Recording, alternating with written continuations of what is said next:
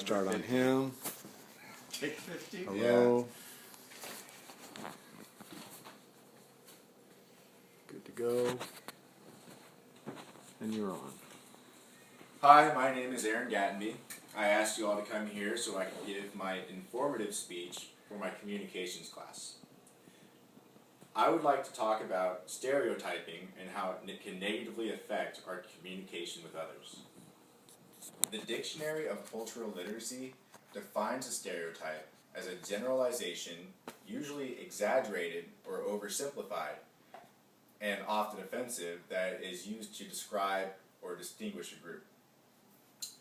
According to a random 10-person survey at Highline, most people believe that stereotypes are harmless or even complimentary, such as the belief that black people are good at sports. However, even positive stereotypes can become offensive when someone does not meet a stereotypical expectation, or even in open conversation, people do not like to be categorized. If you assume that you know what a person is like, and don't look at each person as an individual, you are likely to make errors in your estimates of a person's character. In conflicts, people tend to develop overly negative images of the other side. The opponent is expected to be aggressive, self-serving, and deceitful. For example, while people view themselves in completely positive ways, these stereotypes tend to be self-fulfilling. If one side assumes that the other side is deceitful and aggressive, they will tend to respond in a similar way.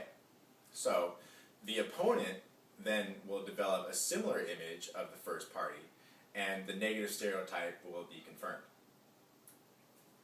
When someone believes a group of people have a certain characteristic, they are more likely to recognize that characteristic in a situation in order to confirm that belief. However, people are much less likely to recognize those without that characteristic in order to disprove that belief. For example, my friend Byron holds the belief that most Asians are poor drivers.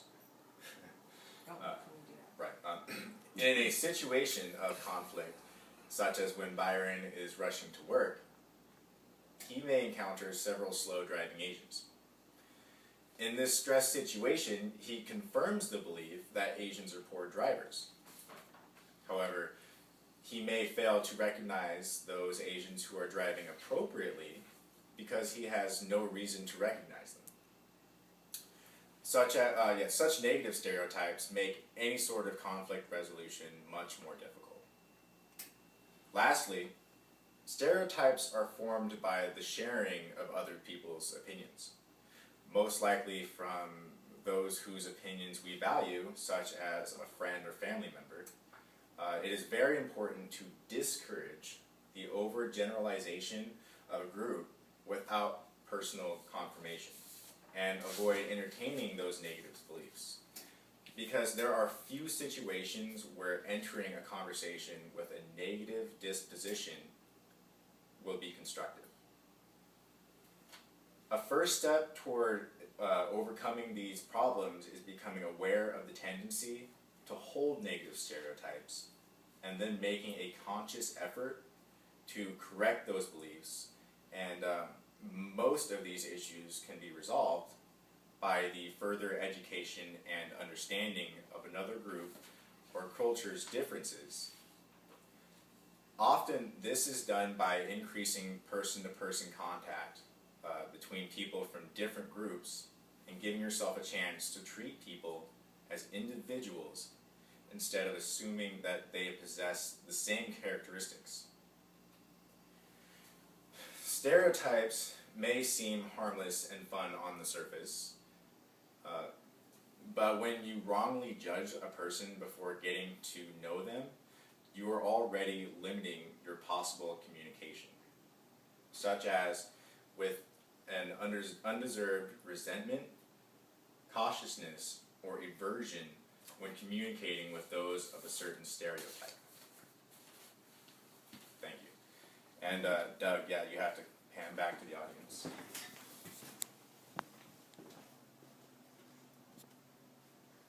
Get yourself. There he is.